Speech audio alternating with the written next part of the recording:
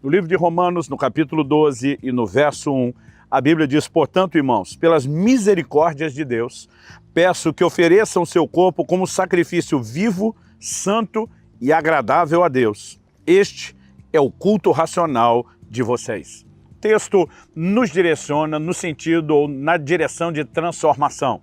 O verso seguinte, o 2, diz assim: não vivam conforme os padrões desse mundo, mas deixem que Deus os transforme pela renovação da mente, para que possam experimentar qual é a boa, agradável e perfeita vontade de Deus. Se queremos viver transformação, nós precisamos entender o peso, a importância dessa orientação. A primeira coisa que eu preciso destacar é que a expressão sacrifício vivo é um paradoxo, é uma aparente contradição. Porque o verbo sacrificar significa matar. Então, desde a velha aliança, no Antigo Testamento, quando Deus instituiu um formato de culto que envolvia o sacrifício de animais, isso significa que os animais seriam mortos, né? Aliás, a Bíblia diz: sem derramamento de sangue não há remissão de pecados. Agora, se sacrificar é matar, como é que o sacrifício é vivo? Ou você mata ou você não mata. Ou você tem sacrifício, que envolve morte, ou você tem a vida, que é a ausência de sacrifício. Mas quando pede um sacrifício vivo, Paulo, ao usar esse paradoxo, ele na verdade está nos conduzindo ao entendimento daquilo que eu quero destacar como sendo uma simbologia. E eu quero, em primeiro lugar, chamar sua atenção. No Velho Testamento nós tínhamos o sacrifício de animais. A partir do Novo Testamento, eles não mais continuam, não há continuidade dos sacrifícios literais. Pelo contrário, em 1 de Pedro, no capítulo 2, no verso 5, a Bíblia fala de sacrifícios são espirituais. O livro de Hebreus fala de sacrifícios, né, de louvor, que são frutos de lábio que confessam o seu nome. Então, eles se tornaram símbolos daquilo, em primeiro lugar, que Cristo fez. João Batista diz: eis o Cordeiro de Deus que tira o pecado do mundo. Estava dizendo assim como durante séculos e gerações nós vimos um animal inocente ser sacrificado em nosso lugar para o perdão dos nossos pecados. Cristo veio fazer isso. Mas além de apontar para o sacrifício perfeito de Cristo Jesus, os sacrifícios também eram parte de um modelo de culto instituído por Deus e praticado no templo. Desde o tabernáculo de Moisés, né, ao templo de Salomão, ao templo de Herodes, que era aquele templo do período pós-exílio que havia sido reconstruído depois do exílio de Babilônia e reformado por Herodes. O sacrifício sempre esteve presente como parte do culto. Agora, Paulo relaciona sacrifício com um culto racional. Mas ele não fala que esse é aquele culto público onde todos se reúnem, né, para juntos expressarmos aquele ritual que envolve uma liturgia de música, oração. Ele está falando de um estilo de vida. E esse estilo de vida precisa ser marcado pelo sacrifício vivo. Como eu disse antes, a expressão sacrifício vivo é um paradoxo. Porque sacrificar é matar, mas Paulo está dizendo não mata de verdade. Então, Paulo, se é para eu apresentar o corpo como sacrifício, é para eu matar o corpo? Ele diz: não, o sacrifício é vivo. Mas se eu não mato o corpo, por que é que chama de sacrifício? Alguma coisa tem que morrer, sim, mas você não mata literalmente o corpo. O que é que se mata? Em Colossenses, no capítulo 3, no verso 5, a Bíblia diz: fazei morrer a vossa natureza terrena. A Bíblia está falando sobre matar o que está dentro do corpo, dentro da carne, a carnalidade, a inclinação ao pecado e não o corpo em si. Romanos capítulo 8, verso 13, nos fala de, pelo Espírito, mortificarmos os feitos do corpo. Então, algo que todo crente precisa entender é que o cerne da obra santificadora é o ato deliberado, intencional, de mortificação da carne ou do que podemos chamar a velha natureza. Toda pessoa, ela precisa compreender que a forma de entrar no reino de Deus foi prevista por Jesus lá em João capítulo 3, verso 5. Ele disse: se alguém não nascer de novo, não pode entrar no reino de Deus. Qual a necessidade de nascer outra vez, de novo? É porque o problema do homem começa justamente no seu primeiro nascimento, o nascimento segundo a carne. Foi isso que Jesus tentou explicar a Nicodemos quando ele diz: o que é nascido da carne é carne, o que é nascido do Espírito é Espírito. Quando nascemos da carne, a Bíblia nos mostra que nós herdamos a natureza pecaminosa de Adão. Romanos capítulo 8, verso 3 diz que Deus enviou seu Filho Jesus em semelhança de carne pecaminosa.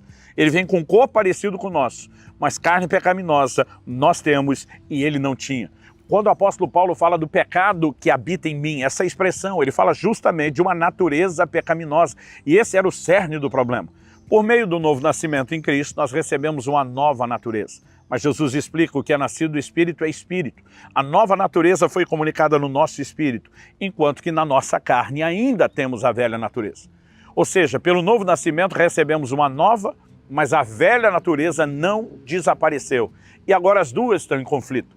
É por isso que Paulo, em Romanos 7, ele diz: no tocante ao homem interior eu tenho prazer na lei de Deus, mas vejo nos meus membros outra lei, que guerreando contra aquela interior, contra aquela de dentro, da mente, me faz prisioneiro do pecado. Quando a Bíblia diz que a carne milita contra o espírito contra a carne, ela está falando de uma guerra de naturezas. E eu e você precisamos entender que, embora recebendo a nova natureza, a velha não desapareceu automaticamente, não foi eliminada.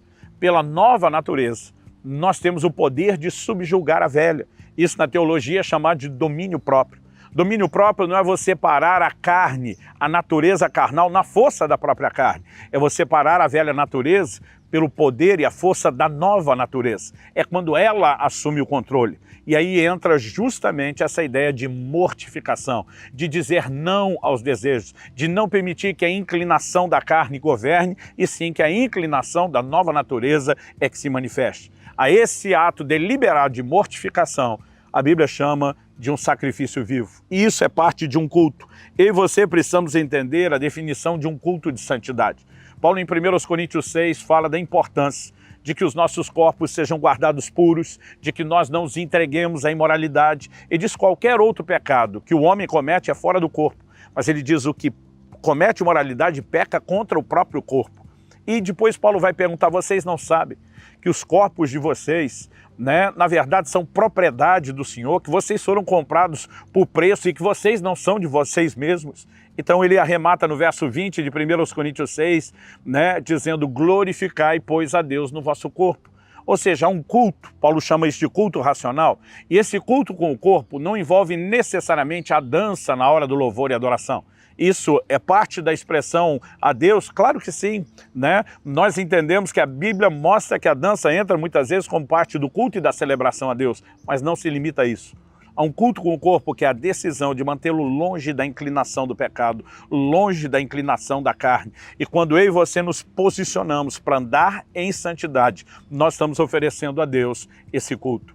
Algo que nós precisamos entender é um outro paradoxo, uma outra aparente contradição de que, se por um lado a santidade é requisito para adorar, por outro, a adoração nos ajuda no processo da santificação. E quando Paulo relaciona os dois, chamando de culto racional, nós precisamos entender essa relação. Por exemplo, Zacarias, o pai de João Batista, profetizando sobre a vinda do Messias e o novo tempo, diz assim: para que libertos das mãos dos nossos inimigos. Lucas 1, verso 74 e 75, o adorássemos em santidade e justiça todos os nossos dias.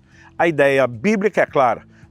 Aqueles que vão adorar a Deus precisam andar em santidade. Santidade é requisito para os adoradores. No entanto, nós precisamos entender que no processo de adoração também existe santificação. Quando Isaías está num cenário de adoração, no ambiente de adoração, ele tem a revelação dos serafins proclamando: santo, santo, santo é o Senhor dos exércitos. Nesse cenário, nesse ambiente, ele recebe um toque santificador que vem por meio daquela brasa tirada do altar. Eu olho para algumas declarações bíblicas e eu, de fato, fico pensando nisso. Por exemplo, a Bíblia diz que Herodes, que não quis dar glória a Deus, foi ferido onde? No seu corpo. O livro de Romanos fala de alguns que, rejeitando o conhecimento de Deus, Deus os entregou aos seus próprios desejos. Quando muitas vezes deixamos de dar glória a Deus, quando deixamos de buscá-lo, o juízo se manifesta onde? Na carne. Somos entregues aos próprios desejos. Mas o inverso também é verdadeiro. Quando entramos nesse ambiente de adoração, como Isaías, nós podemos receber o toque santificador. Então, quando o sacrifício vivo, que é a mortificação da natureza carnal, é chamado de culto racional, significa que o próprio processo de santificação já é adoração. Mas também significa que a adoração é para os que se santificam. Mas também significa que, enquanto adoramos, somos santificados. Eu olho para a forma como essas verdades se mesclam e isso, de fato, mexe comigo, provoca o meu coração. Existe santificação na adoração. Em Mateus 26, 41, Jesus diz: vigiem e orem para que não caiam em tentação. E diz: o espírito, na verdade, está pronto, mas a carne é fraca. Quando ele fala da prontidão do espírito, é para buscar a Deus, é para orar. Os discípulos estavam tentando acompanhar Jesus na oração e não conseguiam, dormiam. Mas quando Jesus diz a carne é fraca, ele não está falando de mera inclinação ao pecado. Ele está falando da indisposição da carne de buscar a Deus. Para pecar ela é forte. E aquilo que pode pará-la é justamente quando nós nos posicionamos para buscar a Deus.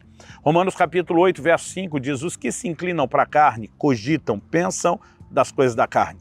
Mas os que se inclinam para o Espírito, cogitam, pensam das coisas do Espírito. Carne, velha natureza. Espírito, nova natureza. Aquele ao qual você mais se inclina vai te governar. Muitas pessoas não conseguem viver em santidade porque não tem tempo de oração, não tem tempo adorando a Deus, não tem tempo com a palavra e não gera uma consciência da nova natureza que vai controlá-las. Por outro lado, gastam muito tempo nos entretenimentos que promovem os valores mundanos e não só não preenchem a devida consciência correta, como se alimentam daquela que é errada. Quem acaba ganhando essa batalha? A carne. Mas se nós sacrificamos não só os desejos, as inclinações dela, mas aquilo que alimenta, e nos posicionamos para buscar a Deus, e entendemos que inclusive o próprio ambiente de adoração onde gastamos tempo nos afeta, isso com certeza fará toda a diferença. Que possa ser dito de nós não apenas que temos praticado o sacrifício vivo, que é o culto, né, racional, mas também se diga que temos sido mudados